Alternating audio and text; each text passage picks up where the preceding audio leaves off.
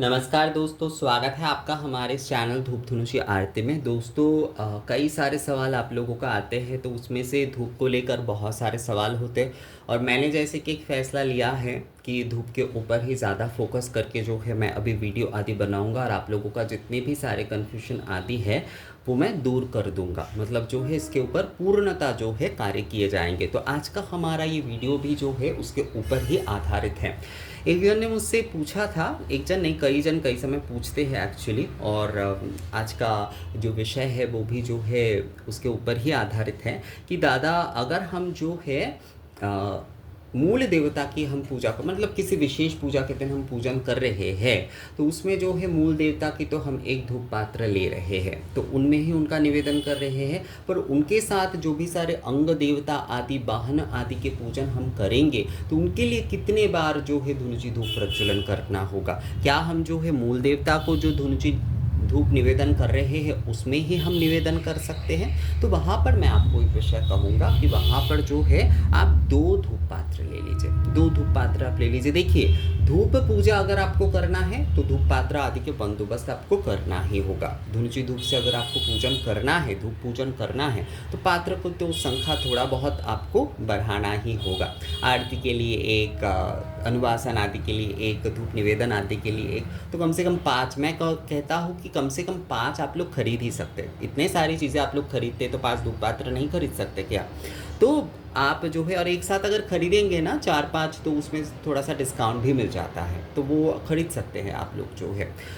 अब ये हर किसी के अपने ऊपर निर्भर करता है, पर धूप पूजन जो करेंगे उन्हें जो है खरीदना ही होगा।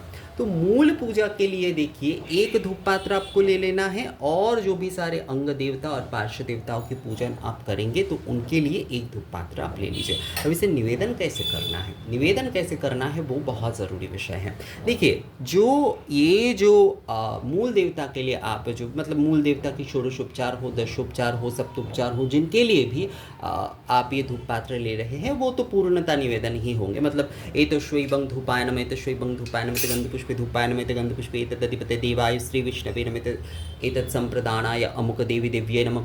ओम वनस्पतिरसो दिव्य गंधाढ्य सुमनोहर मया निवेदित भक्ता धूपोऽयं प्रतिगृहीतम् एष धूप अमुक देवी देव्यै निवेदयामि। बोलते हुए जो है, उनके गायत्री बोलते हुए जो है इस धूप पात्र से आपको आवर्तन करना है। मतलब जो है उन्हें धूप जो है करना है। मूल देवता की जो पूजन आप कर रहे हैं उन्हें जो है आपको धूप करना है।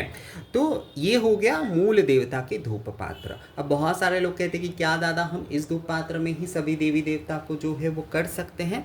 तो मैं कहूँगा, अगर ऐसा ना करते हुए आप एक और धूप पात्र रखते हैं और उनमें ही आप सारे जो पार्श्व देवता है, अंग देवता है, उनके अगर आप पूजन करते तो वो सही विधि होता है। यानी कि आप जो है आपने एक ये धूप पात्र रख दिया, तो इसमें जो है ये प्रज्वलित रखिए। इसे जो है ना आवर्तन नहीं करना है आपको, ये ऐसे ही प्रज्वलित रखिए। प्रज्वलित रखते हुए जो है ऐसे ही आप जो है जैसे जिस तरह से तस्मै धूपाय नमः आदि बोलते हुए जिनके भी आप पूजन कर रहे हैं, जिनके जो भी आप अंग देवता पार्श्व देवता के पूजन कर रहे हैं, उनका आप जो है इस धूप के ऊपर आप पूजन करिए। बस इसे आवर्तन मत करिएगा। अगर आवर्तन आप कर रहे हैं तो वहाँ पर एक विषय आप कर सकते हैं। वहाँ पर आप क्या कर सकते हैं कि अर्घ जल से, यानी कि सामान्य अर्घ की जल से जो है आप जो है इस ताम्र पात्र में जो है आप बिल्कुल वही विधि, यानी कि एतश्वैवं धूपाय नमः, एतश्वैवं धूपाय नमः, एतश्वैवं धूपाय नमः, ये कहते हुए जो है आप बिल्कुल बार बार, जैसे कि एतश्वैवं धूपाय नमः, एतश्वैवं धूपाय नमः, एतश्वैवं धूपाय नमः, गंधपुष्पे धूपाय नमः, गंधपुष्पे एतदधिपते देवाय श्री विष्णवे नमः, तत्संप्रदानाय श्री श्री भगवती दुर्गायै नमः, जो भी एतत् संप्रदानाय श्री नारायणाय नमः, इस प्रकार से जो है जो भी अंग देवता पार्श्व देवता की आप पूजन कर रहे हैं उनका जो है आप ये अर्घ जल से या फिर अक्षत पुष्पानी से जो है, अक्षत पुष्प से जो है आप इसमें दीजिए। आप धूप के ऊपर उसमें मत दीजिएगा, धूप के ऊपर आप उसमें मत दीजिएगा, आप इसमें दे दीजिए। और उसके बाद जैसे ही आपके हो जाता है आप इसे लेकर आवर्तन कर सकते हैं। मतलब धूप में आप डायरेक्टली वो निवेदन ना करें, धूप पात्र जो है उसे आप डायरेक्टली निवेदन ना करें। अगर आप डायरेक्टली निवेदन करते हैं तो उसे आवर्तन मत करिएगा, मतलब उसे घुमाइएगा नहीं। और अगर जो है आप जो है ताम्र पात्र में ही वो पूरा सब कुछ जो है निवेदन कर रहे हैं, उसके बाद जो है उसके बाद आप जो है है इसे ऐसे ही घुमा सकते हैं, कोई समस्या उसमें नहीं है। तो ये दोनों विषय जो है आपको थोड़ा ध्यान रखना होगा कि ये तो आपके मूल देवता की पूजन हो गया, जिस तरह से पूर्ण निवेदन होगा आप जानते ही है, बहुत सारे वीडियो है ऑलरेडी चैनल में। तो पूर्ण निवेदन जैसे होगा वो ये धूप पात्र उस तरह से ही जो है निवेदन हो रहे हैं।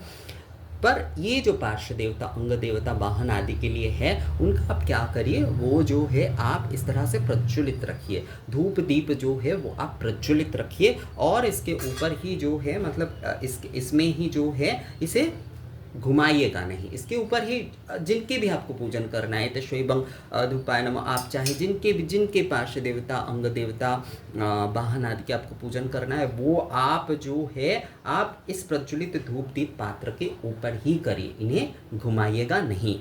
अगर आप घुमाना चाहते हैं तो आप जो है धूप के ऊपर डायरेक्ट पूजा ना करें, मतलब धूप के ऊपर जो है डायरेक्ट आप वो सब ना दें।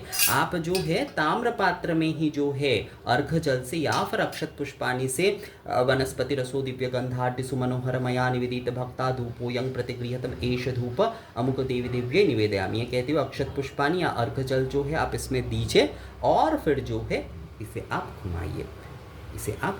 तो आवर्तन अगर करते हैं, अगर आप आवर्तन करते हैं तो आप जो है कभी भी मतलब पार्श्व देवता, अंग देवता की पूजा में अगर आप धूप आवर्तन कर रहे हैं तो उसमें धूप में जो है आप वो गंध पुष्प या अर्घ जल से डायरेक्टली ना करें, आप जो है ताम्र पात्र में करें। और अगर जो है आप आवर्तन नहीं करना चाहते तो आप प्रज्वलित धूप दीप के ऊपर ही जो है वो पूजन करिए। तो विषय जो है यही है। और जो मूल पूजन होगा वो तो मूल देवता की जो पूजन है वो तो पूर्णता से ही जो है निवेदन आदि हो रहे हैं। तो विषय यही है दोस्तों। मुझे लगता है आप लोगों को ये विषय जो है वो समझ में आ गया है कि किस तरह से जो है मूल देवता के और अंग देवता की पूजा जो है केवल मात्र दो धनुषी के माध्यम से ही आप लोग कर सकते हैं धूप पूजा में।